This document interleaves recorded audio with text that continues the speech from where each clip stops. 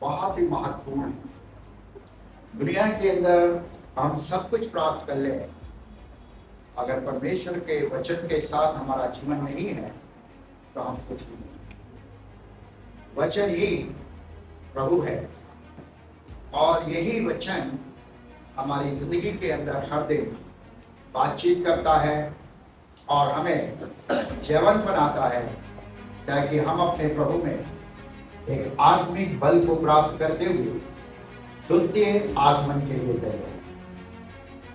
यीशु मसीह का द्वितीय आगमन बहुत नजदीक है। संसार की सारी घटनाएं इस बात को बता रही हैं कि प्रभु का आगमन बहुत नजदीक है।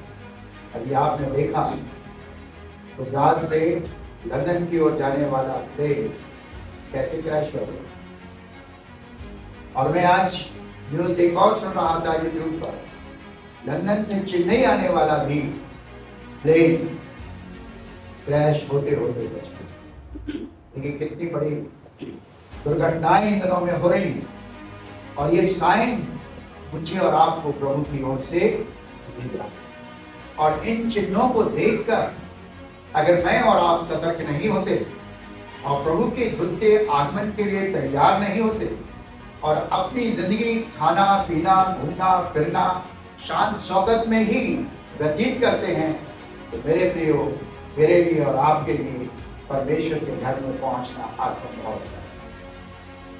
और इन बातों को देखते हुए प्रभु मुझसे और आपसे चाहता है कि हम और प्रभु की नजदीकी में आने वाले, प्रभु के साथ सहभागिता करने वाले और हर दिन प्रभु में जीवन को जीने वाले पाए जाए, उसकी महिमा में हम पाए जाए, उसे हम ऊंचा उठा सकें। इन दिनों में हमने भजन संहिता कौन से अध्याय पर सोच विचार कर रहे हैं? 15 अध्याय पर। प्रभु का धन्यवाद, और कुछ लोगों की आवाज भी आई। और ये 15वां अध्याय मुझे और आपको प्रभु परमेश्वर के घर में पहुंचने के सिद्धांत को दर्शाता है और इस बात को बताता है कि कौन परमेश्वर के घर में, उस तंबू में जिसमें स्वयं प्रभु वास करता है, उसमें कौन प्रवेश करने पाएगा, कौन वहां जाने पाएगा, किस व्यक्ति को वहां पर प्रवेश मिलेगा। इस चीज को हम यहां पर देखते हैं। और यहां हमने अब तक 8 बातों के ऊपर विचार किया।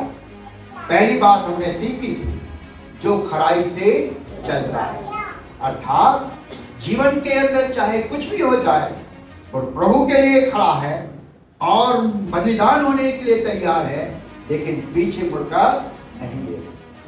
दूसरी चीज हमने देखी, जो धर्म के काम करता है, जो परमेश्वर को प्रसन्न करने वाले काम करता है, जिससे परमेश्वर को आदर मिलती है। तीसरी चीज हमने देखा था, जो हृदय से सच बोलता है, सच्चाई के साथ अपने जीवन को जीता है, सच्चाई की बातें अपने जीवन के मुंह से निकालता है, सच्चाई के साथ खड़ा रहता है, ऐसा जन परमेश्वर के राज में प्रवेश करता है। फिर चौथी बात हमने देखी थी, जो जीभ से क्या नहीं करता? निंदा नहीं करता, किसी की बुराई नहीं करता, किसी को कहना चाहिए बुरी दृष्टि नहीं रखता।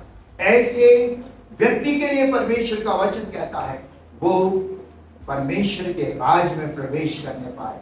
अगर हम किसी की निंदा कर रहे हैं तो इस बात को ध्यान रखें, हम उस व्यक्ति की निंदा नहीं कर रहे, पर हम उसके बनाने वाले की निंदा कर रहे हैं। क्योंकि प्रभु ने हम सबको बनाया है, चाहे वो काला हो या गोरा, नगड़ा हो या सीधा, अंधा हो या उत्तम, ये निर्माण करने वाला कौन है? परमेश्वर। और इसलिए मेरा कोई भी राइट नहीं है कि मैं किसी व्यक्ति की निंदा करूं। अगर मैं निंदा करता हूं तो मैं उसकी नहीं पर उसके बनाने वाले की निंदा करता। और इसलिए प्रभु कहता है, जो जीभ से निंदा करता है वो कभी परमेश्वर के राज्य में प्रवेश नहीं करेगा। पांचवी बात हमने सीखी थी, जो अपने मित्र की बुराई नहीं करता, है ना, कुछ नहीं करता, मुंह के सामने तो अरे भैया तू तो बहुत ही है, तेरे सिवा तो कोई नहीं है, लेकिन पीठ पीछे अरे वो ऐसा है, वो वैसा, ऐसा नहीं।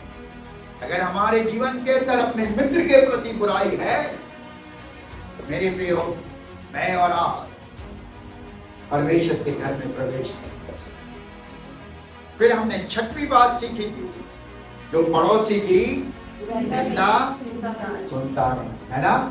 कितनी कम बात थी। और हम तो पड़ोसी की निंदा सुनने के लिए कितने उतावले रहते हैं, कौन क्या बोल रहा है उसके बाद, और उसके बारे में जरा सा अगर हमने कुछ सुन लिया तो बड़े गिलेट हो जाते हैं कि उसने क्या किया है, अरे मेरे से तो क्या है, मैं उससे अच्छा हूं, वो मेरे से कम है। हम ऐसा विचार करते, लेकिन नहीं मेरे प्रियो, प्रभु का वचन मुझसे और आपसे कहता है कि मैं और आप कभी भी अपने पड़ोसी की निंदा करने वाले और ना उसकी निंदा सुनने वाले बने। और अच्छा पड़ोसी वही होता है जो, बहुत अच्छा उदाहरण प्रभु यीशु मसीह ने मुझे और आपको दिया, जो यरीहो से कहा जा रहा था, बोलो ना भैया, यरूशलेम, है ना? रास्ते में क्या हुआ, सब कुछ ले लिया, मार पीट के उसे छोड़ गए, लेकिन वहां से 3 पुरुष निकले, 2 महात्मा लोग निकले, और दोनों महात्माओं ने उसे छोड़ दिया। लेकिन जब तीसरा व्यक्ति निकला, जो साधारण व्यक्ति था, कमजोर व्यक्ति था समाज की दृष्टि, कोई मायने नहीं रखता था वो समाज में, और ऐसा व्यक्ति जब उसके सामने से निकला, उसने उसे उठाया, उसके घाव को पोंछा, अपने कपड़े को फाड़कर उसको पट्टी बांधी और अपने ही सवारी पर बैठाकर उसे कहां पहुंचाया, सराय में। इसे कहा गया अच्छा पड़ोसी। मेरे प्रियो, आज प्रभु चाहता है मैं और आप अच्छे पड़ोसी की तरह अपने जीवन को जीने वाले। और 7वीं बात हमने देखी थी, जो निकम्मा मनुष्य, निकम्मा मन क्या नहीं होता, कुछ नहीं समझता। आज हमारे जीवन के अंदर कई बार हम बहुत ही ज्यादा निकम्मों को तुच्छ समझने लगे, ये बेकार है, कुछ नहीं कर सकता, है ना? कई बार हम अपने बच्चों को भी ऐसे ही बोलने लगते हैं, है ना? लेकिन हमें ऐसा नहीं करना। अगर हम ऐसा कहते हैं तो हम किसकी निंदा कर रहे हैं, अपने परमेश्वर। और इसलिए हमें किसी निकम्मे को तुच्छ नहीं जानना है। एक दिन वही उत्तम जीवन को जीकर उत्तम आशीष का कारण बन सकता है। और उसके बाद फिर हमने 8वीं बात देखी थी, जो यहोवा के डरवैयों का क्या करता है, आदर करता है। 8 बातें हमने देख ली थी। और जब ऐसे जीवन हमारा है, तब हम स्वर्ग के राज्य में, परमेश्वर के घर में प्रवेश कर सकते हैं। आज 4 और बातें आपके सामने छोड़, क्योंकि ज्यादा खाना बदहजमी होती है ना? सब कोई 4 रोटी पसंद करते कि ज्यादा? बोलो ना जल्दी। और ये तो और कम है। ठीक है, हम 4 बताएंगे, ना कोई ज्यादा देंगे ना ज्यादा कम खिलाएंगे। प्रभु का वचन यहाँ पर कहता, आइए हम लोग पढ़ें आगे को 5 चौथा पद। हाँ हाँ, पढ़ते जाइए। हाँ,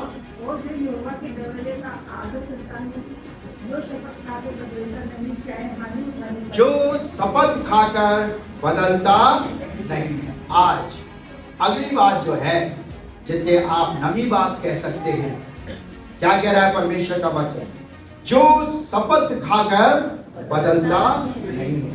कई बार हम ऐसे मनुष्य हैं, परमेश्वर से बड़े बड़े वायदे करते हैं, और जब परमेश्वर करता देता है हम भूल जाते हैं, है ना? और इसलिए हम परमेश्वर की आशीष से वंचित हो जाते हैं। परमेश्वर कहता, बेटा तूने मांगा था मैंने दिया, और तूने वायदा किया था, लेकिन तू अपने वायदे के ऊपर अटल नहीं है। मेरे प्रियो, परमेश्वर का वचन मुझसे और आपसे कह रहा है, मुझे और आपको कभी भी शपथ खाकर बदलना नहीं है। जो कुछ हमने शपथ खाई है अपने जीवन के अंदर, उसे हर संभव अपने व्यक्तिगत जीवन के अंदर पूरा करना है। मत्ती रचित सुसमाचार 5 अध्याय और उसका 33वां पद पढ़िए। Matthew 5th chapter verse 33। फिर तुम सुन चुके हो कि पूर्व काल के लोगों से कहा गया था, झूठी कहता झूठी शपथ मत खाना। आजकल हम लोग झूठी शपथ ज्यादा खाते हैं ना, और ये ट्रेंड है, यहां पर रख लेते हाथ और कहते बाय गॉड हमने ऐसा नहीं किया, है ना। कितनी झूठी शपथ खाते हैं, कितने हम नौकरियों में झूठी शपथ खाते हैं, कितने धंधों में हम झूठी शपथ खाते हैं, है ना। और ये आशीष का कारण नहीं, ये आशीष का कारण है। हम बीमार नहीं होते, जाना है हमें राजवाड़ा, लेकिन बीमारी की छुट्टी लेकर हम कहां पहुंच जाते हैं। और क्या सच में हम बीमार हो गए थे इसलिए नहीं आ सके सर, है ना। कितना गलत है। क्या ऐसा व्यक्ति परमेश्वर के राज्य में प्रवेश करेगा? ऐसा व्यक्ति परमेश्वर की महिमा को पूरा करने पाएगा? हम झूठी शपथ खाने वाले लोग परमेश्वर के घर में प्रवेश नहीं करेंगे। और इसलिए परमेश्वर कह रहा, जो कुछ तुमने शपथ खाई है तो उसे सच्चाई के साथ करना और पूरा करना, पूरा करना। एक और पद पढ़िए, गिनती की पुस्तक उसका 30 अध्याय और उसका दूसरा पद। गिनती की पुस्तक उसका 30 अध्याय दूसरा पद। जब कोई पुरुष यहोवा की मन्नत माने, हाँ, या अपने आप को वाचा से बांधने के लिए शपथ खाए, हाँ, तो वह अपना वचन न टाले। क्या कह रहा? अपना वचन ना टाले। अगर आपने परमेश्वर के सामने ये शपथ खाई है, ये वाचा बांधी है, उसे अपनी जिंदगी के अंदर टालना नहीं, उसे हाँ और आमीन के साथ पूरा करना है। और जब हम उसे पूरा करते हैं तब हम परमेश्वर की ओर से आशीष के भागीदार हैं, परमेश्वर की ओर से परमेश्वर की महिमा का कारण बनने पाते हैं, और परमेश्वर उसके द्वारा आदर पाता है। आज प्रभु मुझसे और आपसे कह रहा है, परमेश्वर के तंबू पर कौन चढ़ने पाएगा, परमेश्वर के घर में कौन प्रवेश करने पाएगा?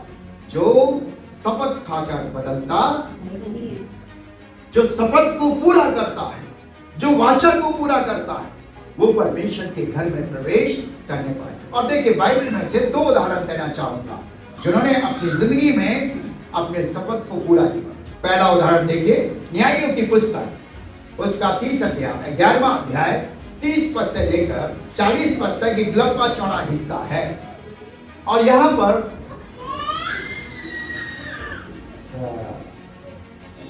न्यायियों की पुस्तक उसका 11वां अध्याय 30 पद से पढ़िए। और कहकर यहोवा की मन्नत मानी, यदि तू निसंदेह अम्मोनियों को मेरे हाथ में कर दे, तो जब मैं कुशल के साथ अम्मोनियों के पास लौट आऊं, तब जो कोई मेरे भेंट के लिए मेरे घर के द्वार से निकले, तो यहोवा में डरेगा, और मैं उसे होम बलि करके चढ़ाऊंगा। अब देखिए यहाँ पर क्या कह रहा है परमेश्वर, यहाँ तो ध्यान दे, यहाँ पे तो बाद में डिस्कस करना है ना, यहाँ ध्यान दे। क्या कह रहा है परमेश्वर का वचन? इब्तिया ने कहा, अगर अम्मोनी मेरे वश में कर दिए गए तो जो मेरे सामने आएगा वो परमेश्वर के लिए क्या हो जाएगा? इतनी बड़ी शपथ है ना, कि होम बलि उसे चढ़ा दिए जाएगा। क्या हुआ? परमेश्वर ने अम्मोनियों को तो कर दिया उसके वश में। अपना ढोल धमाका लेके जय जयकार करते हुए जा रहे थे, और जब जा रहे थे उस सामने कौन आ गया? बेटी आ गई, इब्तिया की पुत्री, है ना। क्या कहता है बाप? हे बेटी, तो तूने मेरी कमर को तोड़ दिया। अरे मैंने तो शपथ ये खाई थी, जो मेरे आगे आएगा मैं उसे परमेश्वर के लिए क्या कर दूंगा? होम बलि। लेकिन जो कुछ भी हुआ मैं अपनी वाचा को टालूंगा। इब्तिया ने अपनी वाचा को नहीं टाला। उसकी बेटी ने कहा, ठीक है पिता, बस इतना है, कर मेरे साथ कुछ दिनों के लिए मुझे क्या कर दे, छोड़ दे, ताकि मैं अपने कुंवारेपन के लिए क्या करूं। मेरे प्रियो, इब्तिया ने जो कुछ भी वाचा बांधी उसने उसे, तभी तो हम स्वर्ग के राज में जाएंगे। हम कितनी वाचाएं बांधते, प्रभु तो मुझे पुत्र देगा, पुत्री देगा, मैं तेरी सेवा के लिए दे दूंगा, है। और जब सेवा पर देने का बात आती है तब कहते हैं, प्रभु मैंने इसे इतना पढ़ा लिया है, अब थोड़ा IAS पढ़वा दो। प्रभु इसे मेडिकल में भेज दो, प्रभु इसके लिए इंजीनियर बना दो, तब हम भूल जाते कि हमने परमेश्वर से वाचा बांधी थी और उस वाचा को हम क्या है पूरा, और जब हम पूरा नहीं करते तो हम कभी परमेश्वर की आशीष को प्राप्त नहीं। प्रभु कह रहा है उस तंबू में कौन प्रवेश करने पाएगा? तो वाचा को अपने जीवन के अंदर पूरा, जो शपथ को खाकर बदलता नहीं है, चाहे उसे अपनी संतान भी कुर्बान करना पड़ जाए, वो बदलता नहीं है, ऐसा व्यक्ति परमेश्वर के घर में प्रवेश करता है। और इसलिए मसीह विश्वास लाना आसान है, लेकिन मसीह विश्वास जीना आसान नहीं है। प्रभु मांग करता है हमसे उस सिय्योन पर्वत पर चढ़ने के लिए, उस तंबू में जाने के लिए, उस स्वर्ग के राज में जाने के लिए। कह रहा है जो शपथ खाकर बदलता नहीं, वही स्वर्ग के राज में क्या होगा? प्रवेश है। एक और उदाहरण देखिए, प्रेरितों का काम 18 अध्याय और उसका 18वां। पौलुस बहुत दिन तक वहाँ रहा, विभागों से विदा होकर किंक्रिया में इसलिए सिर मुंडाया क्योंकि उसने मन्नत मानी। क्या लिखा हुआ है यहाँ पर? पौलुस ने भी मन्नत मानी, एक शपथ खाई, और जो कुछ उसके जीवन के अंदर हुआ उसके एवज में उसने शपथ खाई, और उस शपथ को खाकर वो बदला नहीं। लिखा है उसने किरकिया में जाकर क्या किया है? अपने सर को वाचा को पूरा किया। ये नहीं बोला सोचा अरे मैं गंदा हो जाऊंगा तो लोग क्या कहेंगे, लोग क्या सोचेंगे, लेकिन वो परमेश्वर के सामने अपने शपथ को पूरा करता है। आज प्रभु मुझसे और आपसे यही चाहता है। वचन ऐसा कहता है अगर आप शपथ खा रहे हैं तो आप उसे पूरा करें, अगर आप उसे पूरा नहीं कर सकते तो आप शपथ ना लें। आज परमेश्वर मुझसे और आपसे यही चाहता कि मैं और आप अपने व्यक्तिगत जीवन के अंदर जो कुछ परमेश्वर के साथ वाचाओं को बांधते हैं, जो कुछ हम शपथ को लेते हैं, उस शपथ को अपने व्यक्तिगत जीवन के अंदर पूरा करने वाले हैं। तभी हमारे लिए स्वर्ग के दरवाजे खुले हुए पाए जाएंगे। अगला विचार 5वां पद पढ़िए। जो अपना रुपया ब्याज पर नहीं देता। बस बड़ी गंभीर बात लिख दी आप लोगों ने, है ना? मैं सोचता हूँ 2-4 लोग तो यहाँ बैठे ही होंगे जो रुपया ब्याज पर देते होंगे, है ना? फिर बाइबल कैसे अनामिका सबका ठेका ले रहे, कोई नहीं ऐसा करता है। प्रभु का धन्यवाद अगर हम ऐसा करते हैं तो प्रभु का धन्यवाद। प्रभु का वचन यहाँ कह रहा है स्वर्ग के राज में, परमेश्वर के घर में ब्याज पर रुपया देने वाला व्यक्ति कभी प्रवेश नहीं करता। ये बड़ी गंभीर बात है। एक दफे मेरे से ये सवाल यूथ ने पूछ लिया था जयपुर के अंदर, तो कहा हम लोग बैंकों में रखते हैं तो हमें तो ब्याज मिलता है ना? मिलता कि नहीं मिलता? तो शीतल भैया बोलो ना, बिल्कुल मिलता है, पर हम ब्याज पर नहीं देते, है ना? आपसे किसी ने 10 रुपया लिया है तो 10 के आप 12 तो नहीं मांगेंगे, उसे कहते हैं ब्याज। इसलिए यहां कह रहा है जो अपना रुपया ब्याज पर नहीं देता, हमें अपने पैसे से ब्याज को खाने के लिए क्या किया गया है? मना किया है। हम बैंक से खुद मांगते नहीं है, रखते हैं, वो अपनी तरफ से देता है, अपनी तरफ से देता है, जो राइट है वो देता है। लेकिन हम किसी से ब्याज देते नहीं, रुपया देकर। और यहां साफ प्रभु कह रहा है, और देखिए परमेश्वर का वचन कुछ इस प्रकार से समझाता है। अगर आप निर्गमन की पुस्तक को पढ़ें 28वां अध्याय उसके 25वें पद को, वहां बहुत स्पष्ट तरीके से प्रभु का वचन सिखा रहा है। के दोनों भाग्य सिरों को निर्गमन 28 उसका 25। हाँ, पढ़िए पढ़िए पढ़िए पढ़िए। और टूटे हुए दोनों जंजीरों के दोनों बाकी सिरों को दोनों खानों में जड़वा कर एपोद के दोनों कंधों के बंधनों पर उसके सामने लगवाना। फिर सोने की 2 और कड़ियां बनवा कर चक्रास के दोनों सिरों पर उसके मैं स्पोर कुछ रेफरेंस गलत हो रहा हूँ। जहाँ इस शब्द को लिखा गया है कि ब्याज पर ना लेना, ये रेफरेंस उससे कुछ गलत हो गया। व्यवस्था वर्णन का 28 अध्याय देखिए उसका 25वां पद। ये 24 तक है, कुछ रेफरेंस मिस हो रहा है। जहां पर परमेश्वर का वचन इस प्रकार से कह रहा है कि हाँ 25 है, हाँ क्या लिखा हुआ?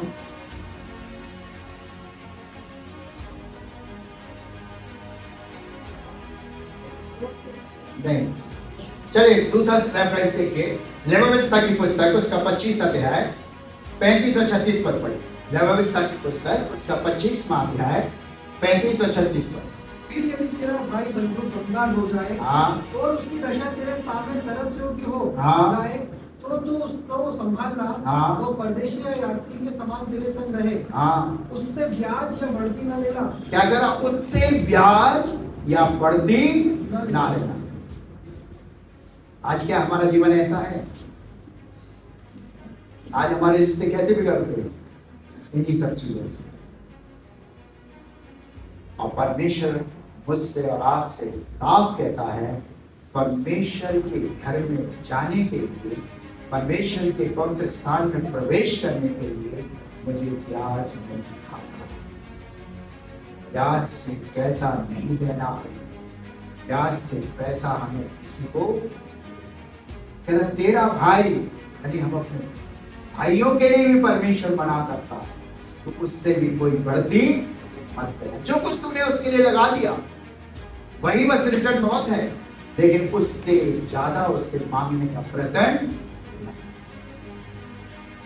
और जब हम ऐसा जीवन जीते हैं तो हम आशीष को प्राप्त करने पाए। एक और पद पढ़िए, देखिए यहेजकेल की पुस्तक 18 अध्याय 8 पद। यहेजकेल की पुस्तक 18 अध्याय 8 पद। न ब्याज पर रुपया दिया हो, हाँ। न रुपये की बढ़ती दी हो, हाँ। और अपना हाथ कुटिल काम से रोका हो, मनुष्य के बीच सच्चाई से न्याय किया हो। क्या कह रहा? ना रुपया ब्याज पर दिया हो और ना क्या लिया हो उस पर रुपये की बढ़ती दी। मेरे प्रियो, हम एक ऐसे जीवन को जिए जिससे हम परमेश्वर के तंबू में, परमेश्वर के घर में, परमेश्वर के राज्य में प्रवेश करने वाले, परमेश्वर की महिमा को प्रकट करने पर। और इसलिए प्रभु मुझसे और आपसे यहाँ स्पष्ट कहता है कि मुझे और आपको अपना रुपया ब्याज पर देना नहीं। ये विश्वासियों के लिए रुपया ब्याज पर देना एक तरह से पाप है, पाप है। और इस पाप से मुझे और आपको क्या करना है? बचना, बचना। अगली बात देखिए क्या कहता है? और निर्दोष की हानि करने के लिए घूस नहीं लेता। और निर्दोष की हानि करने के लिए घूस नहीं लेता। कौन सी बात होगी? आज की तीसरी बात है ना ये। क्या कह रहा परमेश्वर का वचन? कहता है और निर्दोष की हानि करने के लिए घूस। सोचिए आज क्या है दुनिया के अंदर। आजकल कोई भी काम बिना घूस के नहीं बनता है ना, कोई भी। और जब घूस लेते हैं और देते हैं तो हम कभी भी परमेश्वर के राज में प्रवेश नहीं कर सकते। यहां प्रभु का वचन साफ करा है, हम किसी निर्दोष की हानि करने के लिए घूस देने वाले ना। कभी हम निर्दोष का हानि ना सोचे घूस देकर। हम ऐसा करके परमेश्वर की महिमा को देख नहीं सकते। परमेश्वर की महिमा को हम अपने जीवन के अंदर प्राप्त नहीं कर सकते। और इसलिए निर्गमन के 23 अध्याय को जब हम पढ़ते हैं और उसके 8वें पद पढ़िए क्या कह रहा हूं परमेश्वर। घूस न लेना, हाँ। क्योंकि घूस देखने वालों को भी अंधा कर देता। क्या था? घूस ना लेना, और घूस लेने वालों को क्या कर देता है? अंधा कर देता है। और जब हम आत्मिक रीति से अंधे हो जाएंगे तो हम परमेश्वर के घर में प्रवेश नहीं कर सकते। आजकल सारे काम टेबल के नीचे से होते हैं ना,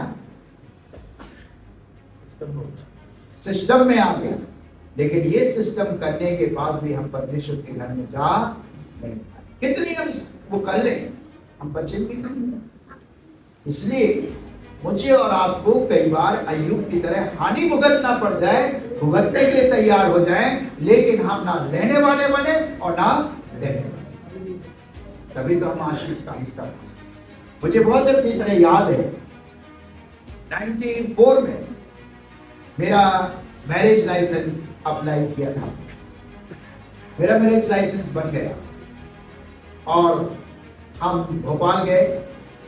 भोपाल जाकर हमने सारी चीज पता लगाई और वहां पर उस डिपार्टमेंट में एक क्रिश्चियन बैठा हुआ काम कर,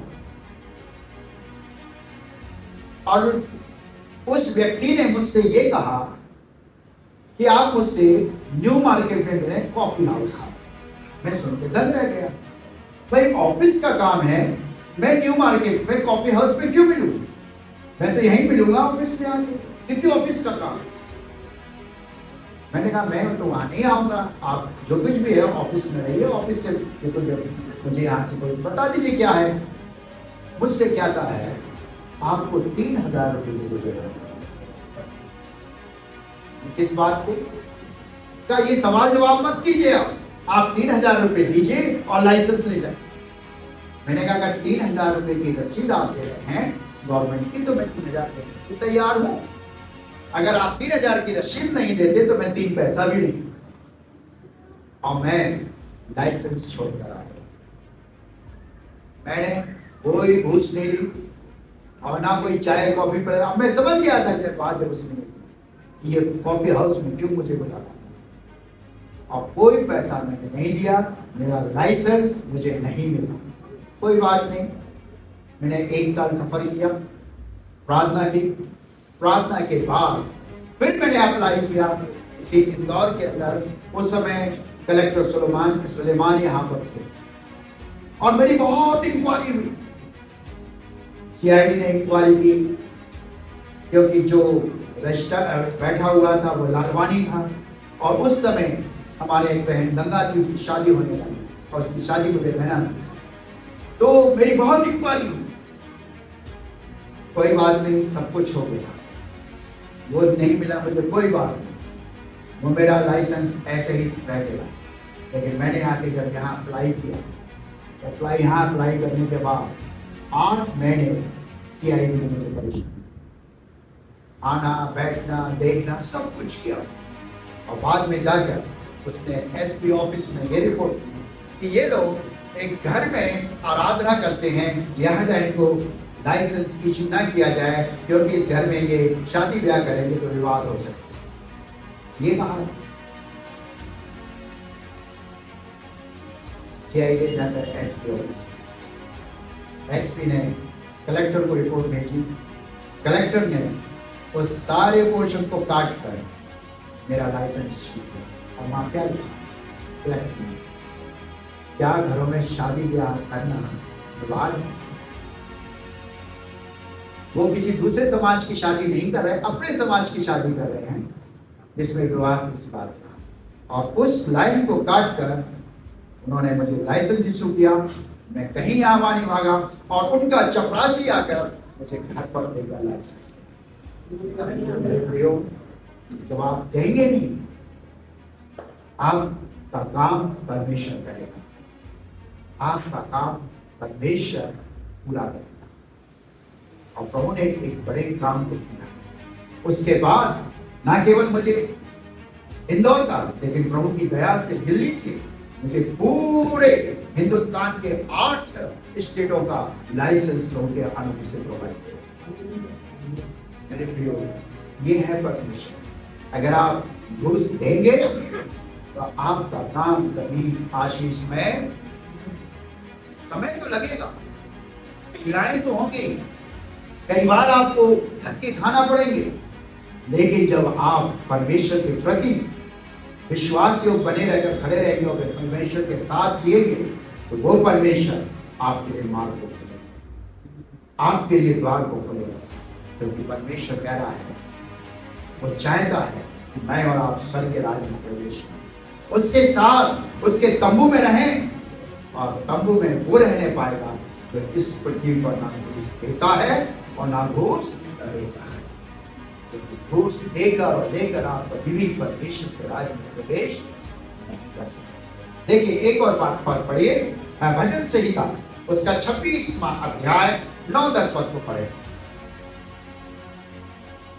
मेरे प्राण को पापियों के साथ और मेरे जीवन को हत्यारों के साथ ना मिला। वे तो ओछापन करने में लगे रहते थे और उनका दाहिना हाथ घूस से भरा रहता। कहता उनका दाहिना हाथ घूस से। परमेश्वर का दास दाऊद ये रिक्वेस्ट करा, मुझे इनसे बचा, क्योंकि ये ऐसे लोग हैं जिनके अंदर केवल घूस लेना और घूस देना पाया जाता है। और ऐसे लोगों से मुझे बचा, ऐसे हत्यारों से मुझे बचा, ताकि मैं तेरे पवित्र तंबू में रहने पाऊं।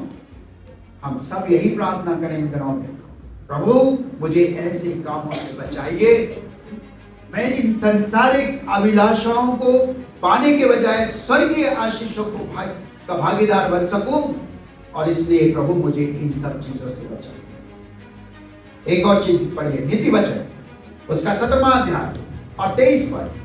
नीति वचन 17वां अध्याय 23 पद। दुष्ट जन न्याय बिगाड़ने के लिए अपनी गांठ में घूस निकालता है। क्या कहता है? दुष्ट जन न्याय को बिगाड़ने के लिए क्या करता है? घूस को डालता है। प्रियो, हम अगर घूस देते हैं तो न्याय को भी बिगाड़ते हैं। और इसलिए आज कितने हमारे केस जो सत्य केस हैं वो घूस के कारण क्या हो जाते हैं? बदल जाते हैं। जिन्हें न्याय नहीं मिलना, जिन्हें न्याय मिलना चाहिए उन्हें न्याय नहीं मिलता, और जिन्हें सजा मिलना चाहिए वो सजा केवल इस घूस से। और इसलिए प्रभु मुझसे और आपसे चाहता है कि मैं और आप इस पृथ्वी पर कभी भी घूस देने वाले ना हो और ना घूस लेने वाले हो। और ऐसा जब हम जीवन जिएंगे तो देखिए, घूस ना लेने वाले और ना देने वालों के लिए परमेश्वर क्या कहता है? यशायाह नबी की पुस्तक उसका 33वां अध्याय और उसका 15वां पद पढ़िए। यशायाह 33 का 15वां पद। जो धर्म से चलता और सीधे बातें बोलता, जो अंधेर के लाभ से घृणा करता, जो घूस नहीं लेता, जो खून की बात सुनने से कान बंद करता और बुराई देखने से आंख मूंद लेता है, वही ऊंचे स्थानों। क्या कहता है? घूस नहीं लेता, कहां जाएगा? ऊंचे स्थानों, स्वर्गीय सिंहासनों पर, परमेश्वर के घर में, परमेश्वर के राज में प्रवेश करेगा। परमेश्वर अपनी महिमा को दिखाने के लिए हम अपने जीवन के अंदर इस बात को याद रखें। हमारा प्रभु मना करता है कि हम घूस ना लें। अगर हम घूस लेते हैं तो हम परमेश्वर के घर में प्रवेश नहीं हो सकते, उसकी आशीष को हम पा नहीं सकते। एक और उदाहरण पढ़िए परमेश्वर के वचन में से, न्यायों की पुस्तक 16वां अध्याय 5 पद। न्यायों की पुस्तक उसका 16वां अध्याय 5 पद। तब फलिश्तियों के सरदारों ने उस स्त्री के पास जाके कहा, तू उसको फुसलाकर पूछ कि उसके महाबल का भेद क्या है और कौन सा उपाय करके हम उस पर ऐसे प्रबल हो कि उसे बांध कर दबा रखें। क्या कह रहा है? घूस दिया जाएगा हैं? किसको पकड़ने के लिए? शिमशोन को पकड़ने। किस स्त्री के पास गया? गलीला के पास। क्या उस घूस को पाकर क्या वो आशीषित होने पाए? अगर हम इस स्टोरी को पढ़ते हैं तो हम इस बात को पाते हैं, शिमशोन पकड़ा तो गया, लेकिन लिखा है लास्ट में जितने उसने पहले लोगों को नहीं मारा, अंत में उतने लोगों को मारकर वो स्वयं शहीद हो गए। प्रियो, हम कभी भी घूस को प्राप्त करने के बाद या लेने के बाद आशीष को प्राप्त, घूस लेने वालों के आप जीवनों को देखें, उनकी संतानें किस प्रकार की निकलती, उनका परिवार किस प्रकार का हो जाता है। क्योंकि जब पैसा या चीजें अपराध से आती हैं, उसे उनको वैल्यू पता नहीं होती, और जब वो इसे उड़ाना शुरू करते हैं तो उनके परिवारों में क्या आती है? आशा। मैं ऐसे परिवार को जानता हूं इसी शहर के अंदर, टॉप के आदमी को माने आज ना वो स्वयं हैं और ना उनके दोनों माने हुए व्यक्ति, बहुत सी चीजों के नाम पर पाई लेन देन, लेकिन परमेश्वर के सामने हम इस बात को देख जानते हैं कि हम कभी भी परमेश्वर की ओर से आशीष को प्राप्त नहीं। प्रभु कह रहा है, उस तंबू में कौन प्रवेश करेगा, उस घर में कौन प्रवेश करेगा जो निर्दोष की हानि करने के खुश। एक और चीज उसके बाद खत्म कर, चौथी बात 24वां अध्याय निकालें, भजन संहिता 24वां अध्याय और उसका चौथा पद पढ़िए। जिसके काम निर्दोष और हृदय शुद्ध है, जिसने अपने मन को व्यर्थ बातों की ओर नहीं लगाया और न कपट से शपथ खाई। बस अब यहाँ पर जो अगली बात मुझे और आपको सीखने को मिलती है, और वो ये कह रहा है परमेश्वर का वचन, उस तंबू में, उस परमेश्वर के घर में कौन प्रवेश करेगा?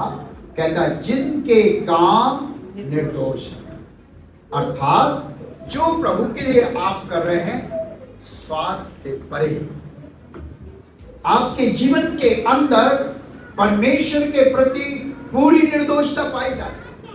कई बार हम जो काम करते हैं उसमें स्वार्थ देखते हैं कि हमारा इसमें कुछ लाभ हो, और उस स्वार्थ के साथ जब हम काम करते हैं हम परमेश्वर की आशीष को प्राप्त नहीं कर सकते। क्योंकि परमेश्वर की सेवाएं या परमेश्वर के कार्य जब हम निर्दोषता के साथ करते हैं तब हम परमेश्वर की महिमा को देखते हैं। पढ़िए एक पद को पढ़िए, बस एक ही पद उसके लिए, 2 शमूएल 22 अध्याय और उसका 21वां पद। 2 शमूएल 22 अध्याय 21वां पद।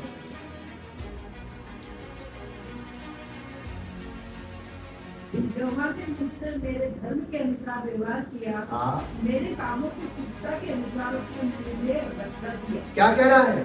उसने मेरे कामों की शुद्धता के अनुसार मुझे बदला दिया। कितनी उत्तम बात है।